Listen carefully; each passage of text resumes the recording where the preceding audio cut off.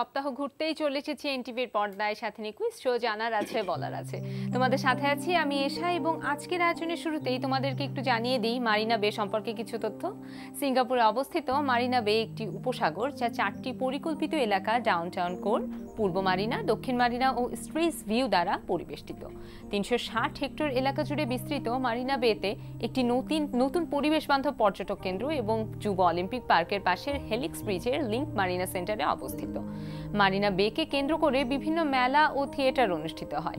এখানে এশিয়ার একমাত্র টেকসই আলো মেলা পালিত হয়। এছাড়াও এখানকার সরোবর এবং অন্যান্য স্থাপনাসমূহ একে আন্তর্জাতিক পরিচিতি দিয়েছে।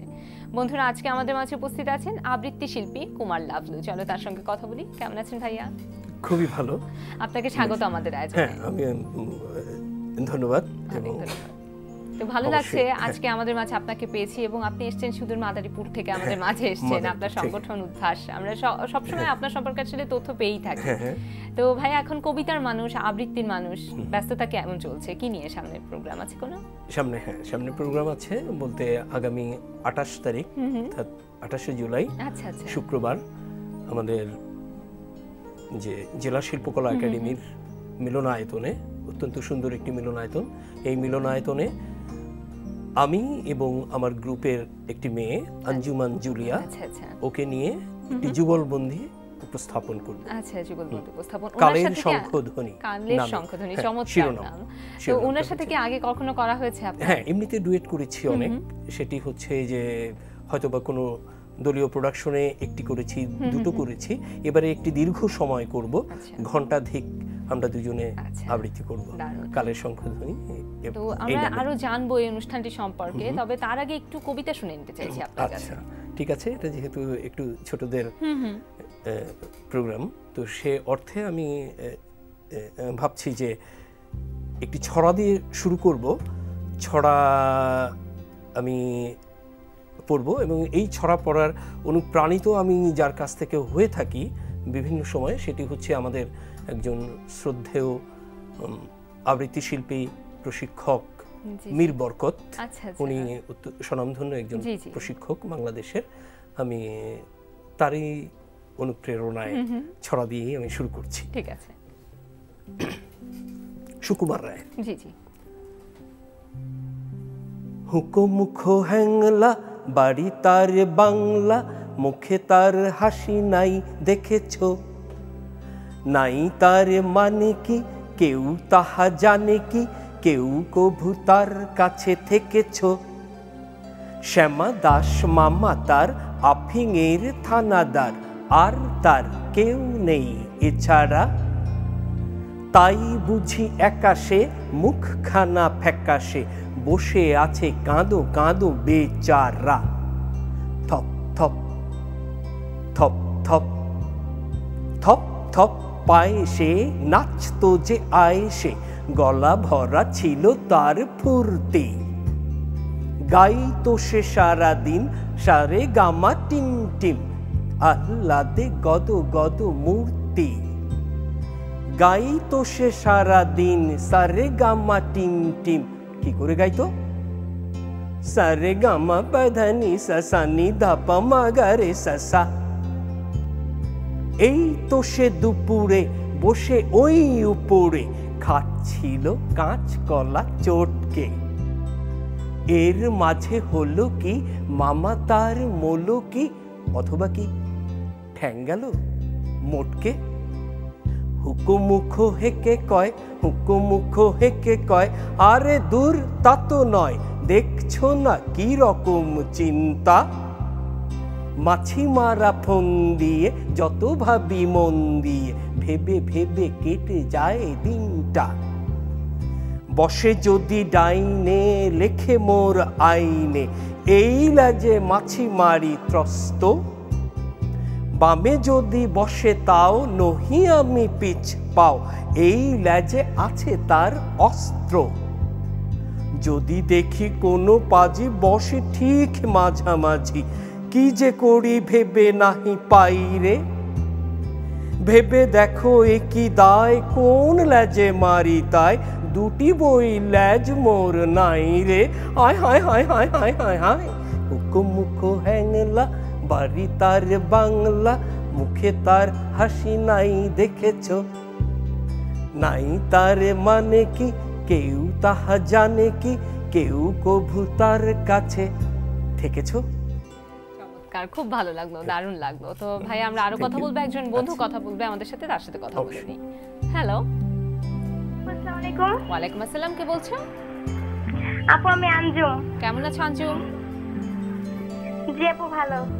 আঞ্জুম কোন ক্লাসে পড়ছো? আপু ক্লাস 6। ক্লাস 6 এ পড়ছো। এখন বলো কোন বিভাগ থেকে প্রশ্ন করব? আপু আন্তর্জাতিক সংস্থা। আন্তর্জাতিক সংস্থা, ঠিক আছে। আন্তর্জাতিক সংস্থা থেকে আমাদের বন্ধু আঞ্জুমকে প্রথম প্রশ্ন করছি। প্রশ্নটি হচ্ছে, জাতিসংঘের পতাকায় বিদ্যমান জলপাই গাছের চিত্র কিসের প্রতীক? অপশন ক শান্তি, অপশন খ যুদ্ধ, অপশন গ আনন্দ। আপু অপশন খ যুদ্ধ। অপশন খ যুদ্ধ নিলাম, কিন্তু উত্তরটি হলো না। সঠিক উত্তর ছিল অপশন ক শান্তি। আরো একজন বন্ধু ফোন করেছে। হ্যালো। হ্যালো আপু। হ্যালো, কে বলছো? আমি ফারদিন বলছি। কেমন আছো ফারদিন? আমি ভালো আছি আপু, তুমি কেমন আছো? আমিও খুব ভালো আছি। ফারদিন কোন ক্লাসে পড়ছো? আমি পড়ছি ক্লাস 6 এ। ক্লাস 6 এ। এখন বলো কোন বিভাগ থেকে খেলতে চাও? Everyday English. এভরিডে ইংলিশ, ঠিক আছে। এভরিডে ইংলিশ থেকে আমাদের ফারদিনকে তাহলে প্রথম প্রশ্নটি করি। প্রশ্নটি হচ্ছে, to play on a fiddle means option A to waste of time, option B to play upon a musical instrument, option C to play on important role. B to play upon a musical instrument. Option B to play upon a musical instrument নিলাম, কিন্তু উত্তরটি হলো না। সঠিক উত্তর ছিল option A to waste of time. তো ভাই আবার আপনার কাছে ফিরছি। আপনি শুরুতেই বলছিলেন যে এই আসছে 28 তারিখে আপনাদের একটি অনুষ্ঠান রয়েছে, কালের শঙ্খধ্বনি শিরোনামে যুগলবন্দি উপস্থাপনা। তো আমি একটু জানতে চাইছি যে, যেহেতু বলছিলেন যে সবই আপনাদের যুগলবন্দি পরিবেশনা থাকছে সেখানে। যুগলবন্দি, হ্যাঁ, এরপর সলো থাকবে, মানে যুগলবন্দি অর্থাৎ একসাথে করব। কোন কোন কবিতা দুজনে একসাথে করব, কোন কোন কবিতা দুজনে আবার একক পরিবেশনা থাকছে। একক পরিবেশনা তো থাকবে। কোন ধরনের কবিতা এখানে? এটিতে আমি যতটুকু ইয়ে করেছি, পাণ্ডুলিপি বিন্যাস এবং নির্দেশনা করেছি আমি, তো সে অর্থে আমি প্রথমে বেছে নিয়েছি সমাজবোধের কবিতা, জি জি, ভালোবাসার কবিতা এবং অবশ্যই আমার দেশের কবিতা। আচ্ছা, দেশ, এই তিনটিকে সংকলন করে আমি চেষ্টা করেছি একটি স্ক্রিপ্ট নির্মাণ করতে। আচ্ছা, এবং সেভাবেই আমরা প্রস্তুতি নিচ্ছি। আচ্ছা, আশা করছি অনুষ্ঠানটি খুব চমৎকারভাবে আপনারা শেষ করতে পারবেন। তো প্রত্যাশা তো আমারও তাই, যে যাতে উতরে যেতে পারি। আমাদের সাথে আছি আমি এশা, এবং কথা হচ্ছিল আমাদের আজকের অতিথি আবৃত্তি শিল্পী কুমার লাবলুর সঙ্গে। ভাইয়া কথা বলছিলাম এবং চমৎকার একটি ছড়াও শুনলাম আপনার কাছ থেকে। তো কথা হচ্ছিল আপনাদের যে আসছে যে অনুষ্ঠান সেটি নিয়ে। তো আপনি বলছিলেন যে অনুষ্ঠানটি আপনাদের সংগঠনের ব্যানারেই আসছে, উদ্ভাস সংগঠন, উদ্ভাস আবৃত্তি সংগঠনের ব্যানারে। তো একটু উদ্ভাস প্রসঙ্গে আসতে যাচ্ছি, কত বছর হলো আপনাদের? এটা আমরা 12 বছর পেরিয়ে 13তে পা দেব আগামী অক্টোবরের 17 তারিখে। কারণ দীর্ঘ একটা সময় আপনারা পথ পাড়ি দিয়েছেন। তো এই যে আপনি বলছেন যে 12 বছর শেষ হতে চলেছে, তো আপনাদের এই উপলক্ষে নিশ্চয়ই আয়োজন রয়েছে। এটা আমরা চিন্তা করছি। আমরা কিছুদিন আগেও আমরা বসেছিলাম, আমাদের যারা সাংগঠনিক পর্যায়ে আমরা যারা আছি, আমরা আশা করছি যে এবারের যে 12 থেকে 13তে পা দেব, যুগপূর্তি একটি অনুষ্ঠান করব, 2 দিন ব্যাপী একটি উৎসব করবার চিন্তা তো থাকে। এটা মাথার ভেতরে চিন্তা থাকে, তারপরে চিন্তাটাকে হয়তো বা বাস্তবায়ন করবার চেষ্টাটা করব আমরা সবাই মিলে। আপনাদের এই যে দীর্ঘ একটা পথ আপনারা পাড়ি দিয়েছেন, আপনাদের এখন বর্তমান সদস্য সংখ্যা কতজন? বর্তমান সদস্য সংখ্যা সব মিলিয়ে 50-50 কাছাকাছি, সব মিলিয়ে একেবারে। হ্যাঁ, কেউ এর মধ্যে হয়তো রেগুলার হয়, কেউ হয় না, এভাবে। আচ্ছা আচ্ছা। তো ভাইয়া আরো কথা বলবো আমরা, উদ্ভাস সম্পর্কে অনেক কিছুই জানার আছে আমাদের, তবে একটা ছড়া বা কবিতা একটু যদি শুনে নিই এ ফাঁকে। আচ্ছা, এবারে আমি আবারও একটি ছড়ার মতনই, এটি একটি নতুন ধরনের, আমি কখনো এভাবে পড়িনি, তবে এবার চেষ্টা করব আমার যে নতুন একটি পরিবেশনা, তাহলে আমরা সামনে যে পরিবেশনাটা কালের শঙ্খধ্বনি, এটাতে পড়তে চেষ্টা করছি। একদিন হবু চন্দ্র রাজা আর গবু চন্দ্র মন্ত্রী আকাশ নদী চলছে কেমন দেখতে পাঠান শান্ত্রী। ধরে আনতে বললে সে তো পোষে বেঁধে আনে, কাজেই যা হবার হলো বলছি ছন্দে গানে। লা রে লাল্লা লা রে লাল্লা লা রে লাল্লা লা, লা রে লাল্লা লা রে লাল্লা লা রে লাল্লা লা। সে এক ভারী আজব দেশ, রাজা মন্ত্রী আছেন বেশ। আহা বেশ বেশ বেশ। সেপাই বলল রাজার হুকুম, আজ তোমাদের ছুটি। আকাশ বলল আমি তো রোজ সকাল সকাল উঠি, গাছের পাতায় আলু মাখাই নদীকে দেই ঢেউ। সেপাই বলল আজ থেকে সব করবে অন্য কেউ। লা রে লাল্লা লা রে লাল্লা লা রে লাল্লা লা, লা রে লাল্লা লা রে লাল্লা লা রে লাল্লা লা। নদী বলল হুজুর আমি গরিব লোকের ঘরে, কল্পনা দি বিনি পয়সায় কি হবে এরপরে। নদী বলল হুজুর আমি গরিব লোকের ঘরে, কল্পনা দি বিনি পয়সায় কি হবে এরপরে। সেপাই বলল রাজার আদেশ, খুব যে বুকের পাটা, খাল বিলেরা করবে সে কাজ তোমারও নান কাটা। সে এক ভারী আজব দেশ, রাজা মন্ত্রী আছেন বেশ। আহা বেশ বেশ বেশ। রামধনুদের ভিড়ের থেকে 4-5 জন এসে বলল হ্যাঁ গো সেপাই সাহেব আমরা মাটির দেশে, ছেলে মেয়ে রাঙিয়ে তুলি কত রকম রঙে। সেপাই বলল দোকান থেকে আনবো কিনে, বলল রাজার ঢঙে। লা রে লাল্লা লা রে লাল্লা লা রে লাল্লা লা, লা রে লাল্লা লা রে লাল্লা লা রে লাল্লা লা। রোদের আসব দাঁড়িয়ে ছিল, এসে বলল সেলাম, আমরাও কি ওদের মতোই ছুটির নোটিশ পেলাম। সেপাই বলল নতুন রানীর রং করেছো কালো, তাই তো তিনি বেজায় চোটে চলে যাওয়াই ভালো। লা রে লাল্লা লা রে লাল্লা লা রে লাল্লা লা, লা রে লাল্লা লা রে লাল্লা লা রে লাল্লা লা। সে এক ভারী আজব দেশ, রাজা মন্ত্রী আছেন বেশ। আহা বেশ বেশ বেশ। আকাশ নদী রামধনু রোদ চলল দিনের শেষে, আকাশ নদী রামধনু রোদ চলল দিনের শেষে।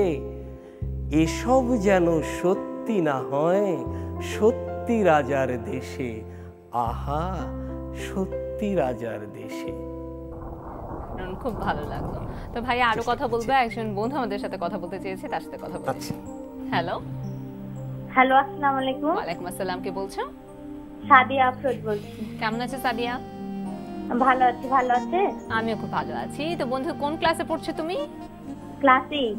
ক্লাস 6, ঠিক আছে। এখন বলো কোন বিভাগ থেকে খেলতে চাও? বাংলার মুখ। বাংলার মুখ, ঠিক আছে। বাংলার মুখ থেকে আমাদের বন্ধু সাদিয়াকে তাহলে প্রশ্ন করি। প্রথম প্রশ্নটি হচ্ছে 1905 সালে বঙ্গভঙ্গের ফলে ভারতীয় উপমহাদেশে স্বদেশী আন্দোলন গড়ে ওঠে। বলতে হবে এই আন্দোলনের নেতৃত্ব দান করেন কে? অপশন ক অরবিন্দ ঘোষ, অপশন খ সুরেন্দ্রনাথ বন্দ্যোপাধ্যায়, অপশন গ আশুতোষ মুখোপাধ্যায়। অপশন খ সুরেন্দ্রনাথ বন্দ্যোপাধ্যায়। অপশন খ সুরেন্দ্রনাথ বন্দ্যোপাধ্যায় নিলাম, কিন্তু উত্তরটি হলো না। সঠিক উত্তর ছিল অপশন ক অরবিন্দ ঘোষ। আরো একজন বন্ধু ফোন করেছে। হ্যালো আসসালামু আলাইকুম। ওয়ালাইকুম আসসালাম, কে বলছো? আমি ফাইরুজ। কেমন আছো ফাইরুজ? ক্লাস 6। আমি ভালো আছি। ফাইরুজ কোন ক্লাসে পড়ছো? আমি ক্লাস 6 এ পড়ি। ক্লাস 6 এ পড়ছো। এখন বলো তোমাকে কোন বিভাগ থেকে প্রশ্ন করব? বাংলার মুখ। বাংলার মুখ, ঠিক আছে। বাংলার মুখ থেকে তাহলে তোমাকে প্রথম প্রশ্ন করছি। প্রশ্নটি হচ্ছে বাংলাদেশের কোথায় রাশিয়ার সহায়তায় আণবিক বিদ্যুৎ কেন্দ্র স্থাপিত হচ্ছে? অপশন ক ময়মনসিংহ, অপশন খ পাবনা, অপশন গ খুলনা। অপশন খ পাবনা। অপশন খ পাবনা নিলাম, এবং তোমার উত্তর একদম সঠিক।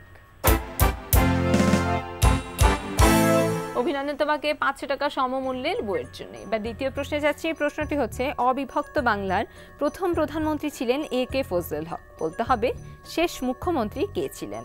অপশন ক খাজা নাজিমুদ্দিন, অপশন খ হোসেন শহীদ সোহরাওয়ার্দী, অপশন গ আবুল হাশেম। নাজিমউদ্দিন। অপশন ক খাজা নাজিমউদ্দিন নিলাম, কিন্তু উত্তরটি হলো না। সঠিক উত্তর ছিল অপশন খ হোসেন শহীদ সোহরাওয়ার্দী। তো ভাইয়া আপনার সাথে আরো কথা বলবো, আরো একজন বন্ধু ফোন করছে, তার সাথে কথা বলি। হ্যালো হ্যালো, হ্যালো, কে বলছো? সামিয়া। কে বলছো বন্ধু? সামিয়া চৌধুরী। সামিয়া, কেমন আছো সামিয়া? ভালো আছি আপু, আপনি কেমন আছেন? আমিও খুব ভালো আছি। সামিয়া কোন ক্লাসে পড়ছো? ক্লাস 6 এ। ক্লাস 6 এ। এখন বলো কোন বিভাগ থেকে খেলতে চাও?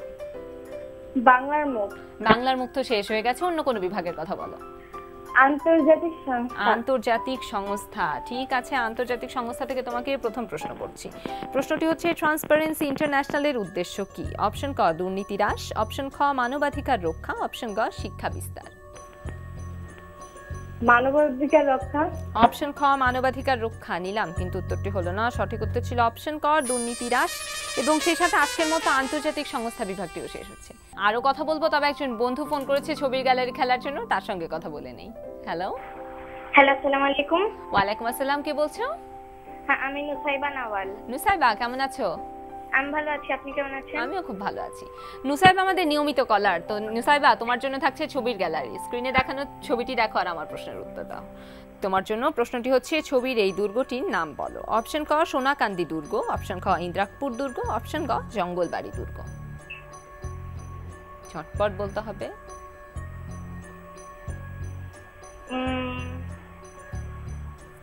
ক সোনাকান্দি দুর্গ।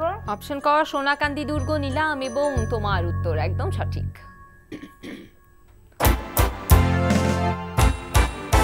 অভিনন্দন তোমাকে 500 টাকা সমমূল্যের বইয়ের জন্য। এবার দ্বিতীয় প্রশ্নে যাচ্ছি। প্রশ্নটি হচ্ছে পাকিস্তানের এই স্পিন বোলারের নাম বলো। অপশন ক মুক্তার আহমেদ, অপশন খ ইয়াসির শাহ, অপশন গ জুলফিকার বাবর। ঝটপট বলতে হবে।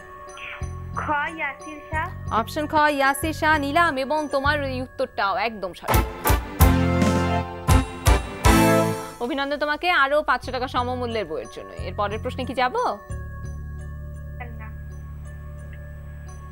আজকে বলে দিচ্ছে, কি বলছে? না, আজকে আর খেলবো না। ঠিক আছে, আজকে আর খেলবে না, তবে এখন থেকে নিজে নিজে উত্তর দেওয়ার চেষ্টা করবে। তো ভাই, আবার আপনার কাছে ফিরছি। আমরা কথা বলছিলাম আপনার সংগঠন উদ্ভাস আবৃত্তি সংগঠন, সেটি সম্পর্কে। তো আপনি বলছিলেন যে দীর্ঘ 12 বছরের পথ চলাতে এখনো প্রায় আপনাদের 50 জন সদস্য রয়েছে। তো আপনাদের সাথে কি শিশুরা কি সম্পৃক্ত আছে? শিশুরাও আছে। আচ্ছা, শিশুরাও কিছু কিছু, কিন্তু আমাদের সংগঠনটিতে বেশিরভাগই একটু বড়রা, একটু ম্যাচিউর যারা, তারাই মূলত ইয়ে করে থাকে। আমরা বাচ্চাদেরও করে থাকি। ছোটদেরকে নিয়েও নিশ্চয়ই প্রোডাকশন করা হয়? অবশ্যই অবশ্যই, আমরা একই সাথে করি। ছোটদেরকেও, ছোট এবং বড় মিলিয়েই আচ্ছা মিলিয়েই করি। তো আপনাদের সংগঠন তো মাদারীপুরে অবস্থিত। হ্যাঁ, মাদারীপুরে।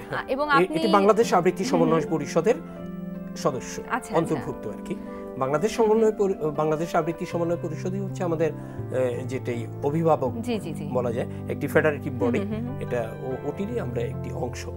আচ্ছা, তো এই যে মাদারীপুরে আপনারা দীর্ঘ 12 বছরের পথ পাড়ি দিয়েছেন, একটু জানতে চাইছি, যেহেতু আপনি অনেক দিন ধরে আবৃত্তি শিল্পের সাথে যুক্ত আছেন, আবৃত্তি চর্চা করছেন, তো মাদারীপুরে সার্বিক আবৃত্তির বর্তমান পরিস্থিতিটা আশাবাদী, ভালো হচ্ছে। একটি সময়ে যখন করতাম, তখন হয়তো সাংগঠনিক চর্চা যখন করতাম না, তখন একটি বিক্ষিপ্ত ভাবে করতাম, তখন আলাদা ছিল। কিন্তু এই সাংগঠনিক চর্চা শুরু হবার পরে বাংলাদেশ আবৃত্তি সমন্বয় পরিষদের সাথে যুক্ত হলাম প্রথম থেকেই। এবং এটা বলতেই হবে যে বাংলাদেশ আবৃত্তি সমন্বয় পরিষদ সারা দেশব্যাপী তাদের যে ভূমিকা, সেই ভূমিকার কারণে আজকে 471-এর উপরে, 470-এর উপরে আমাদের সংগঠন সারা বাংলাদেশে। সব জায়গায় আমি আশা রাখছি যে এভাবেই আবৃত্তি শিল্পের একটি আলাদা মর্যাদা হয়ে উঠেছে, এবং সেক্ষেত্রে মাদারীপুরেও তাই। মাদারীপুরেও এখন আবৃত্তিতে দেখি তো বেশ ভালো শ্রোতা হয়। অবশ্যই খুবই দারুণ একটি ব্যাপার আমাদের সবার জন্য। শুধু আসলে আবৃত্তি না, এগুলো মানুষের জীবনের কথা বলে, মানুষের দুঃখ, ভালোবাসা সবকিছুই বলে।